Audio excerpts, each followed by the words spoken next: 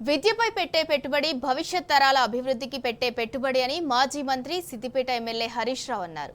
కేసీఆర్ విద్యను ప్రోత్సహించారని, దేశంలోనే అత్యధిక రెసిడెన్షియల్ స్కూల్స్ తెలంగాణలో ఏర్పాటు చేశారన్నారు. సిద్దిపేట ఎమ్మెల్యే క్యాంప్ ఆఫీస్లో నవజీవన్ ఎంప్లాయీస్ వెల్ఫేర్ సొసైటీ ఆధ్వర్యంలో 13 మంది విద్యార్థులకు ప్రతిభా పురస్కారాలను ఆయన అందించారు.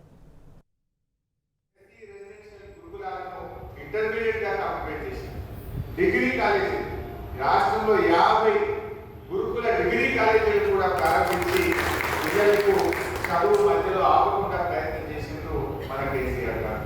ఇంకా ఎవరైనా పిల్లలు విదేశాల్లో చదువుకుంటామంటే అంబేద్కర్ ఓవర్సీస్ స్కాలర్షిప్ పేరు మీద 20 లక్షల రూపాయలు ఆ పిల్లలకు గ్రాంట్, అప్పు కాదు, గ్రాంట్ ఇచ్చి పిల్లల్ని విదేశాల్లో చదివించడానికి కూడా ఈ దేశంలో ఎక్కడ లేని విధంగా మన కేసీఆర్ గారు కృషి చేసినారు.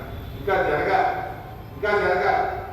పేదరికం ఉన్నది, ఇంకా రావాల్సిన మార్పులు ఎంతో ఉన్నది. ఇలా దేశంలో అత్యధిక గురుకుల పాఠశాలలు ఎక్కడున్నాయంటే మన తెలంగాణ రాష్ట్రంలో ఉన్నాయి. అంటే విద్య అనేది తప్పకుండా సమాజంలో గుణాత్మకమైన మార్పు చేయగలుగుతుంది. ఆ విద్య అనేది చాలా ప్రాముఖ్యత కలిగిన